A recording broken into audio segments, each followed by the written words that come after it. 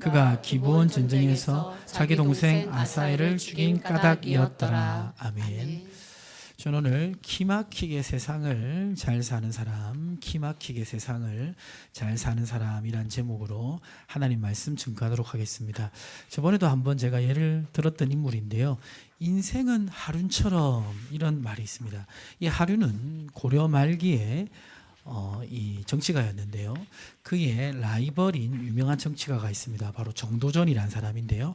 이 두 사람은 고려가 멸망할 것을 알고 신흥 조선을 건국하는 이성계 세력에 붙어서 협력함으로 말미암아 조선 초기부터 정치가로 살아갔던 사람들입니다. 그런데 이 정도전이라는 사람은요, 굉장한 천재입니다. 그리고 굉장한 이상주의자입니다. 그는 이성계 옆에서 조선을 설계한 사람인데요. 벌써 600년 전에 1인 왕정 체제의 허점을 간파하고 왕 중심이 아니라 대신들 중심의 시스템적인 정치 체제를 600년 전에 도입하려고 했던 사람입니다. 대단한 사람이죠. 근데 시대를 너무 앞서갔어요. 그렇게 왕의 권력을 제한하고 대신들에게 이 권력을 주니까 누가 불편했겠습니까? 왕이 불편했죠. 이성계의 다섯째 아들 이방원이 왕자의 난을 일으켜서 권력을 잡았을 때 이 이방원의 책사였던 하륜은 함께 누구를 제거하냐면 정도전을 제거합니다. 그리고 하륜은 이 이방원 옆에서 오랫동안 책사로서 권력을 누려요. 그런데 이 이방원은 권력을 잡고 나서 이제 권력 지향적 인물이었기 때문에 주변의 사람들을 많이 숙청합니다. 그럼에도 불구하고 하륜은 끝까지 이방원 옆에서 권력을 유지할 수 있었는데 그 비결이 뭐냐면 그것을 이렇게 정리할 수 있겠습니다. 자, 한번 넘겨주시면요. 1. 우리 옹보명자가 한번 읽어주실까요? 1. 시대의 흐름을 읽고 빠르게 적응하라. 2. 강한 자를 대적하기보다 그의 필요를 채우며 자신의 가치를 증명하라. 3. 권력을 탐하되 너무 앞서지 말고 왕이 불편해하지 않을 선을 유지하라. 4. 권력과 돈, 두 마리 토끼를 잡고 끝까지 살아남아라. 그러니까 왕의 필요는 잘 채워주면서 왕이 불편한 심기는 절대 넘어가지 않는 그 선을 잘 지킨 겁니다. 그러니까 권력을 계속 잘 누린 거죠. 그래서 이런 사람이 어떤 사람입니까? 실속이 있는 사람이잖아요. 그렇죠? 이상 펼치다가 일찍 죽는 게 아니라 실속 있게 오랫동안 권력을 누리며 살아가는 사람. 그래서 인생은 누구처럼 살아야 된다? 하륜처럼 살아야 된다. 동의하십니까? 예, 동의하신 분들 꽤 있는데요. 자, 그런데 오늘 이 하륜보다 더 기막히게 처세를 잘하는 그런 인물이 있는데 그 사람이 누구냐면 바로 다윗 옆에 있었던 요압 장군입니다. 이 요압 장군은 다윗 이 왕국의 인자로서 자리매김을 하게 되는데 사무엘하 8장 15절과 16절에 보면 원래 이제 이 요압과 요압의 형제들은 다윗의 조카들이었습니다. 그래서 다윗이 왕이 되기 전에 다윗의 무리에 합류를 해서 같이 일을 하게 되는데요. 처음에 시작은 굉장히 미약했지만 이 요압은 지휘관으로서 이 능력이 있어요. 그래서 결국 나중에 통일왕국의 군사령관까지 됩니다. 그리고 다윗의 2인자로 권력을 계속 누리며 살아가요. 앞에 말했던 하륜보다 더 기가 막히게 다윗의 필요를 잘 채워주고 다윗이 자기를 버리지 않을 정도로만 다윗에게 기어오릅니다. 버리지 않을 정도만. 그러면서 권력을 지속적으로 유지합니다. 가장 거룩한 왕이었던 다윗 옆에 가장 인간적인 방법으로 살아가는 요압이 같이 있었던 것입니다.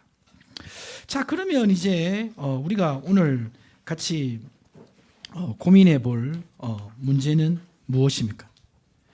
크리스찬으로서 우리가 인생을 살아갈 때도 요압처럼 살아야 되지 않나라는 질문을 우리는 하게 되는 것입니다.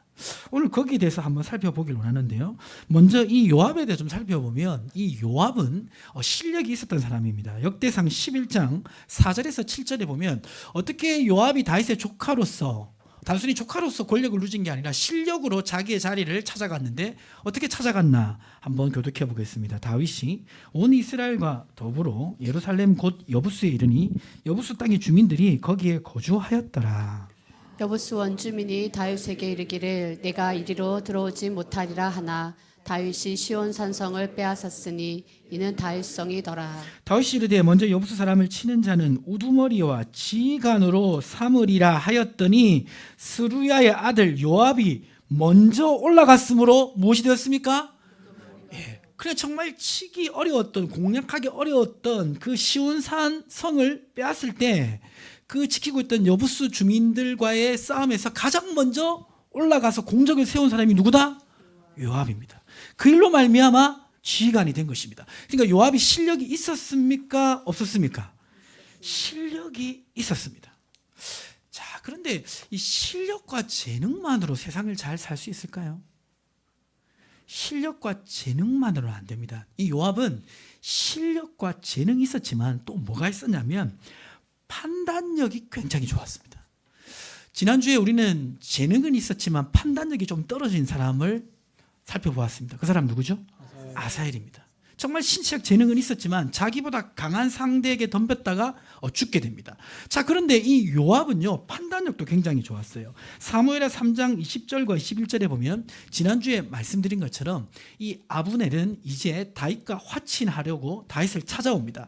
그래서 다윗에게 통일왕국을 만들어 주려고 언약을 세웁니다. 한 절씩 교독하면 아브넬이 부하 20명과 더불어 헤브론에 이르러 다윗에게 나아가니 다윗이 아브넬과 그와 함께한 사람을 위하여 잔치를 배설하였더라. 아브넬이 다윗에게 말하되 내가 일어나 가서 온 이스라엘 무리를 내 주 왕의 앞에 모아 더불어 언약을 맺게 하고 마음에 원하시는 대로 모든 것을 다스리게 하리이다 하니 이에 다윗이 아브넬을 보내매 그가 평안히 가니라. 자, 그러니까 언약을 맺은 거죠. 그러니까 이 언약 뭐겠습니까? 아브넬은 이제 내가 사울 왕국을 당신이 통치할 수 있도록 넘기겠습니다, 이거죠. 그러면 다윗도 아브넬을 괜찮은 장군으로 여기고 있으니까 통일왕국의 군사령관의 순위의 후보자에 들어가게 되는 거죠. 그렇게 언약을 맺었습니다. 그렇게 언약을 맺고 아브넬이 돌아가고 있는데 그 소식을 뒤에 누가 알게 되냐면 요압 장군이 알게 됩니다.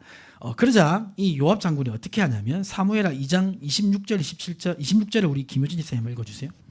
이에 요압이 다윗에게서 나와 전령들을 보내 아브넬을 쫓아가게 하였더니 시라 우물가에서 그를 데리고 돌아왔으나 다윗은 알지 못하였더라. 다윗 몰래 지금 돌아가고 있는 이 아브넬에게 무슨 중요한 정치적인 일을 얘기할 것처럼 해서 다시 데리고 돌아왔어요. 그리고 어떻게 하냐면 27절 보시면 27절을 우리 공부명제가 읽어주세요. 아브넬이 헤브론으로 돌아오매 요압이 더불어 조용히 말하려는 듯이 그를 데리고 성문 안으로 들어가 거기서 배를 찔러 죽이니 이는 자기의 동생 아사엘의 피로 말미암이더라. 그러니까 무슨 대화를 할 것처럼 정치적 의논을 할 것처럼 방심하게 해놓고 배를 찔러서 아브넬을 죽입니다. 이 일에 대해서 다윗은 어떻게 얘기하냐면 28절 29절 이렇게 얘기합니다. 그 후에 다윗이 듣고 이르되 넬의 아들 아브넬의 피에 대하여 나와 내 나라는 여호와 앞에 영원히 무죄하니 그 죄가 요압의 머리와 그의 아버지의 온 집으로 돌아갈지어다 하고 요압을 저주하는 내용을 보게 됩니다. 그러니까 아브넬을 죽이는 것은 하나님 뜻에도 맞지 않다라는 판단이 다윗에게 분명히 있었던 것입니다. 그렇죠? 자, 그런데 흥미로운 사실은 뭐냐면 지금 요압이 다윗이 정말 싫어하고 하나님 보시기에도 합당치 않은 일을 했잖아요. 그렇죠? 그러면 왕인 다윗이 이 요압을 어떻게 해야 됩니까? 징계를 하거나 처벌을 하거나 벌을 줘야 되잖아요. 그런데 다윗은 하나님께 저주만 하고 아무런 실력 행사를 못합니다. 요압을 건드리지 못해요. 그 이유가 뭡니까? 사무엘하 3장 39절에 나와 있는데 우리 여성 성도님들만 읽어볼까요? 내가 기름 부음을 받은 왕이 되었으나 오늘 약하여서 스루야의 아들인 이 사람들을 제어하기가 너무 어려우니 여호와는 악한 자에게 그 악한 대로 갚으실지로다 하니라. 그러니까 왕이 처단하기도 굉장히 곤란한 상황인 것입니다. 요압을 건드렸다가는 지금 여러 가지로 다른 정치적 어려움 그리고 군사적인 어려움 이런 것들이 있으니까 건드리지를 못하는 거예요. 자, 여기서 아사헬과 요압의 차이가 있는데요. 아사헬과 요압의 차이를 한번 보면 공통점과 차이 보시면 첫 번째는 둘 다 해서는 안 되는 일을 감행했습니다. 그렇죠? 다윗 편에 설 수 있는 아브넬을 죽이려고 했었죠. 그렇죠? 자, 그리고 둘 다 무엇이 있었습니까? 실력이 있었습니다. 자, 그런데 둘 다 실력은 있었는데 아브넬을 상대하기에는 둘 다 맞서서 싸우기에는 실력이 부족했어요. 아사엘은 말할 것도 없고 이 아브넬은 다시 뒤에 뭐라고 표현하냐면 이스라엘에 둘도 없는 장수라고 합니다. 그러면 요압이 그냥 싸워서는 아브넬을 이길 수 없는 거예요. 자, 그러면 3번은 우리 청년들이 한번 읽어보겠습니다. 시작. 아사엘은 무모하게 아브넬에게 덤볐다가 죽습니다. 그러나 요압은 아브넬을 속여서 죽입니다. 자, 이 아사엘은 자기의 재능만 믿고 덤볐다가 죽어버리죠. 그러나 요압은 바로 싸우면 못 이기는 걸 아니까 어떻게 합니까?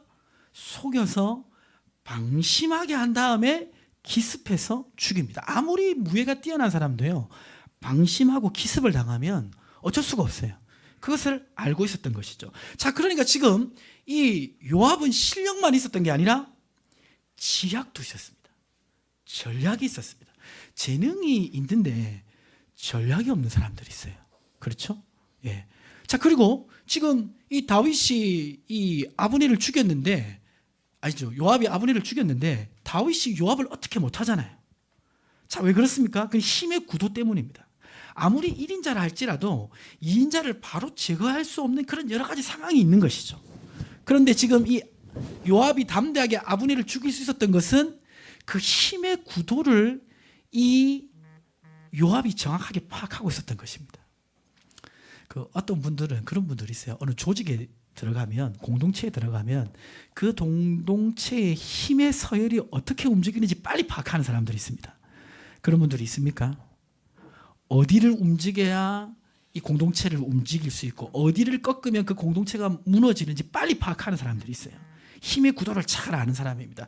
이런 사람들은 처세술이 뛰어나요. 그러니까 자기가 나가야 될 때, 물러서야 될 때, 자기를 보호할 수 있을 때를 정확하게 압니다. 그러니까 복수를 하고 싶어도 이거를 모르면 복수를 못 하는데, 지금 이 요압은 자기 경쟁자자, 자기 동생의 원수를 죽여도 다윗이 자기를 어떻게 하지 못할 거를 알고 있었어요. 그러니까 죽이는 것입니다. 자, 그래서 지금 보면 요압은 어떤 사람입니까? 실력이 있죠. 전략이 있죠. 처세술이 있습니다. 여러분 어떻습니까? 실력 있으십니까? 있죠. 전략 있으십니까? 있는 분도 있고 없는 분도 있고. 처세술 있습니까? 있는 분도 있고 없는 분도 있고. 그렇죠? 처세술만 있는 분 있고. 그렇죠?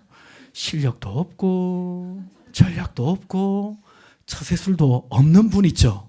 그런 분 축복합니다. 왜 그렇습니까? 그런 분은 우리 주님만 믿고 살아야 되기 때문입니다. 믿음으로 살아야 돼요.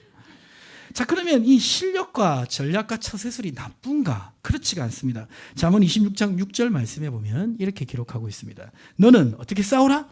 전략으로 싸우라. 자기 힘만 믿고 싸우는 사람 어리석어요. 저도 약간 그런 경향이 있는데 이 마초 기질이 강한 사람은 자기 능력만 믿고 싸우려고 합니다. 그래서 수고는 많이 하는데 열매가 없는 경우가 많아요. 그렇죠? 전략을 가지고 싸워야 됩니다. 김은주 선생님 왜 웃으세요? 자, 그리고 이 처세술도 잘 쓰면 유익합니다. 마태복음 10장 16절 보시면 우리 남성 성린을 같이 한번 읽어볼까요? 보라, 내가 너희를 보냄이 양을 이리 가운데로 보냄과 같도다. 그러므로 너희는 뱀같이 지혜롭고 비둘기같이 순결하라. 자, 그러니까 뱀같이 어떻게 된다? 지혜로워야 된다. 그것이 죄를 짓는 것이 아니면 이 처세술도 필요합니다. 가정에서도 처세술이 필요해요. 제가 5가족과 살잖아요. 4명의 여자들과 사는데 처세술을 쓰지 않으면 살아남지 못하는 경우가 있습니다. 적절하게 말도 잘해야 되고, 물론 죄를 지으면 안 되겠지만 처세술이 필요해요. 교회 공동체도 마찬가지입니다. 직장 생활도 마찬가지입니다. 이 죄만 짓지 않고 마음이 더럽혀지지 않으면 적당한 처세술은 좋습니다. 자, 근데 문제는 무엇일까요? 요압이 실력과 전략과 처세술을 가지고 기가 막히게 살아가는데 이 사람은 마음속에 누가 없냐면 하나님이 중심이 아니에요. 자기가 중심입니다. 이 요압을 보면요, 처음부터 끝까지 요압은 인간적인 지혜와 전략과 처세술로 살아가는 사람이에요. 자, 이렇게 하나님이 없이 자신의 실력과 전략과 처세술로만 살아가려고 하다 보면 어떻게 될까요? 잠언 11장 27절에 이렇게 말하고 있습니다. 선을 간절히 구하는 자는 은총을 얻으려니와 악을 더듬어 찾는 자에게는 악이 임하니라. 좋은 길로 갈 수가 없는 것입니다. 자기가 중심이 돼서 지속적으로 자신의 지혜와 전략과 처세술로 살아가려고 하다 보면 우리가 죄인이기 때문에 선한 것이 우리에게 나올 수가 없습니다. 그러면 어떤 결론이 맺어질까요? 야고보서 1장 15절 이렇게 말씀하고 있습니다. 같이 한번 읽어보겠습니다. 욕심이 잉태한 즉 죄를 낳고 죄가 장성한 즉 어떻게 됩니까? 사망에 이르게 됩니다. 이 요압의 결론에 대해서는 뒤에 말씀드리겠습니다. 자, 요압은 자신의 실력과 판단력과 처세술을 사용해서 자기의 원수이자 경쟁자인 아브넬을 성공적으로 제거합니다. 그래서 나중에 군사령관이 돼요. 그리고 나중에 또 경쟁자가 한 명 더 생기는데 자기의 사촌 아마사가 군사령관 경쟁자가 됩니다. 그러자 자기의 사촌인데도 아마사를 똑같이 죽여버려요. 그래서 결국 군사령관으로서 계속해서 자기 권력을 유지합니다. 자, 이렇게 세상을 살아가는 사람이 어떻게 보면 잘 살아가는 것처럼 보입니다. 그렇죠? 적절하게 맞추고 적절하게 냉정하고 적절하게 악하고 그리고 권력자의 그 권력을 잘 유지시켜 주면서 그것을 자기도 누리고 이런 사람이 세상에서 잘 살아가는 것 같습니다. 그렇지 않습니까? 우리 크리스찬들도 교회에서는 예배 드릴 때는 비둘기같이 순결해야 되지만 직장에 가서는 뱀처럼 악하게 살아야 살아남을 수 있다고 생각하시는 분들도 있습니다. 자, 그럼 이 요압과 비교되는 인물이 누굽니까? 바로 다윗입니다. 다윗에게도 경쟁자이자 제거해야 될 대상이 있었는데 그 사람이 누구냐면 사울입니다. 사울은 끊임없이 다윗을 쫓아다녀서 죽이려고 했습니다. 그런데 어느 날 사울이 다윗을 죽이려고 찾다가 굴 속에 들어가게 되는데 굴 속에 들어가서 자기가 그 볼일을 보게 됩니다. 사람이 볼일을 보게 되면 무방비 상태가 되잖아요. 그때 다윗이 사울을 죽일 수 있는 기회가 찾아옵니다. 자, 말씀을 한번 보겠습니다. 사무엘상 24장 2절에서 4절인데요. 한 절씩 교독하겠습니다. 사울이 온 이스라엘에서 택한 사람 3,000명을 거느리고 다윗과 그의 사람들을 찾으러 들염소 바위로 갈새 길가 양의 우리에 이른즉 굴이 있는지라 사울이 들을 보러 들어가니라. 다윗과 그의 사람들이 그 굴 깊은 곳에 있더니 다윗의 사람들이 이르되 보소서 여호와께서 당신에게 이르시기를 내가 원수를 내 손에 넘기리니 내 생각에 좋은 대로 그에게 행하라 하시더니 이것이 그날이니이다. 지금 주변 사람들이 뭐랍니까? 이거는 하나님이 주신 기회입니다. 지금 사울을 제거하면 지금 이제 다윗은 편안하게 살 수 있지 않겠습니까? 지금 바로 제거하십시오라고 얘기한 것입니다. 이거는 무슨 처세술을 몰라도 전략을 가지고 있지 않는 사람이라도 그냥 상식적으로 판단할 수 있는 판단입니다. 자, 그런데 이때 다윗은 어떻게 하나요? 사무엘상 24장 6절은 같이 읽어보겠습니다. 자기 사람들에게 이르되 내가 손을 들어 여호와의 기름 부음을 받은 내 주를 치는 것은 여호와께서 금하시는 것이니 그는 여호와의 기름 부음을 받은 자가 됨이니라 하고 분명히 기회지만 그러나 왕을 하나님이 세우신 왕을 내 마음대로 죽이는 것은 하나님의 계명에 벗어나는 일이니까 나는 이것이 정말 기회라 할지라도 그 기회를 버리겠다는 것입니다. 그러니까 완전히 판단이 다른 거죠. 그 길이 다른 것입니다. 요압 같은 경우에는 어떻게 하든지 자기의 처세술과 전략을 써서 기회를 만들어서 자기의 길을 악할지라도 찾아가는 사람이라면 다윗은 모든 기회가 주어져도 하나님이 주신 길이 아니면 그 길을 가지 않는 것입니다. 이러한 다윗의 모습을 이렇게 설명할 수 있겠습니다. 로마서 16장 19절을 우리 옹범이 읽어주실까요? 너희의 순종함이 모든 사람에게 들리는지라 그러므로 내가 너희로 말미암아 기뻐하노니 너희가 선한데 지혜롭고 악한데 미련하기를 원하노라. 분명히 미련한데 하나님의 말씀을 어기는 일에는 미련하고 그리고 주님의 뜻을 실천하는 데는 지혜로운 다윗을 보게 됩니다. 이 다윗은 뱀같이 지혜로울 뿐만 아니라 비둘기같이 순결한 마음을 가지고 살아가는 사람입니다. 자, 이 두 사람 결론이 어떻게 될까요? 먼저 요압에 대해서 말씀드리면요. 요압은 끝까지 살아남습니다. 우리 주변에도 그런 사람이 있잖아요. 정말 기가 막히게 잘 세상을 살고 죄를 짓지만 그럼에도 이 자신의 그 위치를 잘 파악해서 끝까지 권력을 누리는 사람이 있잖아요. 지금 요압이 그렇습니다. 끝까지 권력을 잘 누려요. 그러면서 어떻게 생각해 보면 아무도 요압을 제거하지 못할 것처럼 보입니다. 어떤 상황 속에서도 요압은 살아남는 것 같습니다. 자, 그런데 마지막에 어떻게 되냐면요. 마지막에 이 요압이 어떤 판단을 하게 되냐면 다윗이 후계자를 세우는데 하나님이 정해주신 후계자는 솔로몬입니다. 그런데 요압이 딱 보니까 자기가 판단해 보니까 가장 적합한 왕 후보는 아도니아인 거예요. 자기의 처세술과 전략을 다 짜보니까 아도니아가 가장 왕에 합당한 거예요. 그래서 다윗이 솔로몬을 왕으로 책정하기 전에 아도니아를 왕으로 세우는 반역을 일으킵니다. 그러니까 자기는 성공할 줄 알았죠. 성공한 것처럼 보였습니다. 어떻게 됩니까? 그 일 때문에 이 요압은 죽게 됩니다. 비참하게 죽게 됩니다. 자, 결국 이 요압 같은 사람이 끝까지 살아남을 것 같아도 요압 같은 사람에겐 이런 순간이 옵니다. 자, 넘겨주시면 넘겨주세요. 자, 우리 웅범행자 한번 읽어주세요. 그의 기막힌 판단력이 실수를 하게 됩니다. 그의 처세술이 통하지 않는 순간이 오게 됩니다. 그 기막힌 판단력, 전략, 처세술이 통하지 않는 순간이 반드시 옵니다.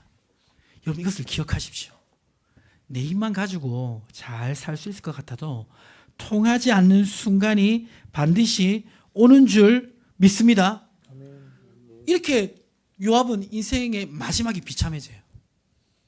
근데 다윗은 어떻게 될까요? 다윗은 하나님 편에 서서 하나님 뜻대로 판단하며 살아가잖아요. 다윗이 마지막 한 말, 죽기 전에 한 말이 사무엘하 23장 5절에 기록되어 있는데 우리 김호진 집사님이 한번 읽어주세요. 내 집이 하나님 앞에 이같지 아니하냐. 하나님이 나와 더불어 영원한 언약을 세우사 만사에 구비하고 견고하게 하셨으니 나의 모든 구원과 나의 모든 소원을 어찌 이루지 아니하시랴. 저는 여러분이 마지막 순간에 이 고백을 했으면 좋겠습니다. 하나님이 나의 모든 소원을 이루셨다. 죽기 전에 이런 고백을 하는 것은 얼마나 놀라운 고백입니까?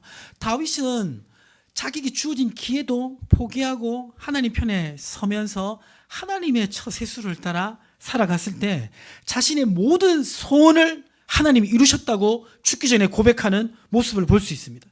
시편 1편 1절은 분명히 말씀하고 있습니다. 다 아는 말씀이죠. 같이 읽어볼까요? 복 있는 사람들은 악인들의 꾀를 따르지 아니하며 죄인들의 길에 서지 아니하며 오만한 자들의 자리에 앉지 아니하고 믿습니까? 악인의 꾀는 분명히 좋은 꾀 같지만 죄를 짓는 꾀입니다. 죄인들의 길은 하나님이 원하지 않는 방향인데 많은 사람들이 가는 방향입니다. 오만한 자의 자리는 하나님의 도움 없이 내 힘으로 살아갈 수 있다고 생각하며 살아가는 것입니다. 요압의 삶이 악인의 꾀와 죄인들의 길과 오만한 자리에 서면서 살아간 사람입니다. 어떻게 보면 그 인생이 지속적으로 그 권력과 힘을 유지할 것 같습니다. 그러나 시편 37편 35절에서 37절에 보면 이렇게 말씀하고 있습니다. 내가 악인의 큰 세력을 본즉 그 본래 땅에 서 있는 나무잎이 무성함과 같으나 악인의 어떤 세력을 본즉 큰 세력을 본즉 누구도 흔들 수 없을 것 같은 그 권력을 유지할 것 같지만 36절에 보면 내가 지나갈 때에 그는 없어졌나니 내가 찾아도 뭐하지 못했다? 발견하지 못했다. 그렇게 영원한 권력을 누릴 것 같은데 어느 날 없어져 버리고 37절 말씀을 같이 한번 읽어보겠습니다. 온전한 사람을 살피고 정직한 자를 볼지어다. 모든 화평한 자의 미래는 평안이로다. 온전한 사람, 정직한 자를 축복하시는 하나님의 은혜가 있다는 것입니다. 말씀을 마무리하겠습니다. 자, 그럼 오늘 가장 중요한 적용점은 요압은 가장 거룩한 사람 옆에서 가장 인간적으로 살아가잖아요. 우리도 성도잖아요. 가장 거룩한 하나님 옆에 가장 인간적으로 살아갈 수도 있습니다. 네 가지 실력, 처세술, 전략 믿고 살아갈 수가 있습니다. 하나님 중심되지 않고 살아갈 수 있습니다. 믿지 않는 사람들은 말할 것도 없고요. 자, 그러면 왜 그렇게 살아갈까요? 그 사람들이 왜 자신의 힘을 믿고 자신의 처세술과 전략을 따라 포기하지 않고 그것을 가지고 살아갈까요? 그 이유가 뭡니까? 왜 그렇게 살아갑니까? 믿지 않는 사람은 왜 그렇게 살아갑니까? 우리가 성도임에도 불구하고 우리는 왜 그런 삶을 추구하려고 하고 있습니까? 그 이유가 뭡니까? 그 이유는 로마서 14장 23절에 기록되어 있습니다. 같이 한번 읽어보겠습니다. 의심하고 먹는 자는 정죄되었나니 되었나니 이는 믿음을 따라하지 아니하였기 때문이라. 믿음을 따라하지 아니한 것은 다 죄니라. 그 답은 뭐냐면 믿음이 없기 때문이에요. 하나님을 믿지 않기 때문입니다. 하나님의 섭리를 신뢰하지 않기 때문입니다. 하나님의 인도하심을 믿지 않기 때문이에요. 그러니까 하나님을 믿지 않으니까 어떻게 됩니까? 나의 전략을 믿을 수밖에 없죠. 나의 실력을 믿을 수밖에 없죠. 나의 처세술을 믿을 수밖에 없죠. 근데 그 처세술과 전략이 뛰어난 사람은 부분적으로 승승장구합니다. 그러나 어느 날 어떤 순간이 온다? 자신의 기막힌 판단력도 통하지 않을 때가 와요. 그 처세술이 먹히지 않을 때가 옵니다. 그럼 어떻게 됩니까? 밤에 잠을 못 자요. 밤에 잠을 못 자. 그러나 성도의 삶은 어떻습니까? 히브리서 4장 10절 같이 한번 읽어볼까요? 이미 그의 안식에 들어간 자는 하나님이 자기의 일을 쉬심같이 그도 자기의 일을 쉬느니라. 주님께 맡긴 자는 좀 실력이 모자라고 전략이 좀 부족하고 처세술이 좀 없어도 하나님의 도우심을 믿고 살아가는 사람인 줄 믿습니다. 그 사람은 자기의 일을 맡길 수 있기 때문에 쉴 수가 있는 거고 밤에 잠을 잘 수가 있는 것입니다. 혹시 성도님들 중에 지금 밤에 잠 못 주무시는 분 있으십니까? 신체적 증상 때문에 잠 못 주무시는 분 말고 뭔가 맡기지 못한 염려 때문에 잠을 못 주무시는 분이 있다면 오늘 말씀 잘 기억하시길 바랍니다. 그리고 오늘 말씀을 듣는데 요압 같은 사람 생각나는 사람 없어요? 저는 생각나는 사람이 있습니다. 자기의 힘만 믿고 살아가는 사람. 지금은 괜찮지만 언젠가는 자기가 믿는 것이 무너지면 급격하게 무너질 사람. 생각나는 사람 없습니까? 믿지 않는 사람 중에 없어요? 저는 우리 형님이 생각납니다. 우리 형님 잘 먹고 잘 사시거든요. 근데 자기 힘을 믿고 살아가요. 근데 그 믿는 것이 끊어지면 그 인생 무너질 수밖에 없는 것입니다. 그래서 마태복음 11장 28절에 이렇게 말씀하고 있습니다. 마지막 같이 읽어볼까요? 수고하고 무거운 짐진 자들아 다 내게로 오라. 내가 너희를 쉬게 하리라. 아멘이십니까? 오늘 말씀을 듣는데 우리 성도님들 내가 요압 같았다면 오늘부터 그 짐을 내려놓으시고 내 방법대로 살아가는 것을 포기하시기를 주님의 이름으로 축복합니다. 하나님 중심, 말씀 중심, 교회 중심으로 살아갈 때 내 인생 부족해도 하나님이 도우십니다. 아멘이십니까? 그리고 오늘 말씀을 듣는데 요압 같은 사람 생각나면 외면하지 마시고 오늘 말씀을 어떻게 됩니까? 카톡으로 보내서 설교를 들을 수 있도록 해주시고 대화도 하시고 교회로 초청하신 은혜가 있으시기를 주님의 이름으로 축복합니다. 하나님 아버지 감사합니다.